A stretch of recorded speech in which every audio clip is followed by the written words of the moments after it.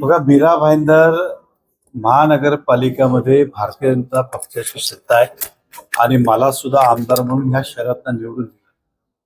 लोकांचे अनेक समस्या अशी असतात जे महापालिका आणि सरकारशी निगडीत नसतात, परंतु व्यक्तिगत मोठ्या प्रमाणात समस्या असतात.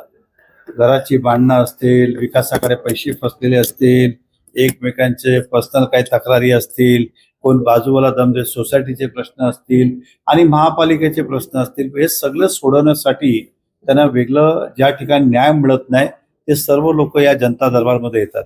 हे जनता दरबार आज नाही तर गेल्या आमदार निवडून आल्यानंतर सातत्याने आमचं हे दर बुधवारी आणि आठवड्यात एक दिवस आम्ही हे घेत असतो.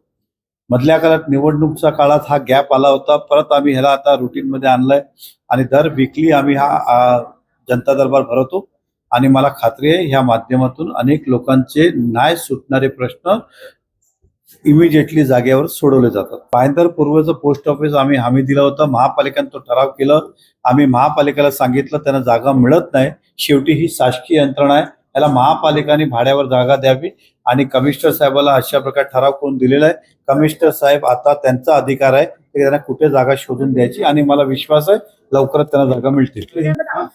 औषध दुकानदाराचं काही म्हणणं योग्य सुद्धा आहे, काही म्हणणे ते शक्य होणार नाही, परंतु शेवटी हा शासनाचा निर्णय. त्यांनी माझ्याकडे सुद्धा निवेदन दिलं होतं, ते निवेदन आम्ही शासनाला पाठवलंय.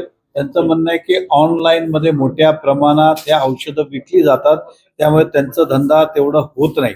आता लोकशाहीमध्ये कोणाला पण परंतु त्यांची दुसरी बाजू ही होती की आम्हाला दुनियाभरचे कायदे, फार्मसी पाहिजे, लायसन्स पाहिजे, जागा पाहिजे, त्यानंतर तुमचं डॉक्टरचं प्रिस्क्रिप्शन पाहिजे. ऑनलाईन मध्ये ह्या सगळ्या गोष्टी विचारल्या जात नाही. मग नक्की ह्याचे काही ना काही मार्ग निघायला पाहिजे आणि त्यांची जे काही बाजू आहे आम्ही शासनाकडे मांडलेली आहे.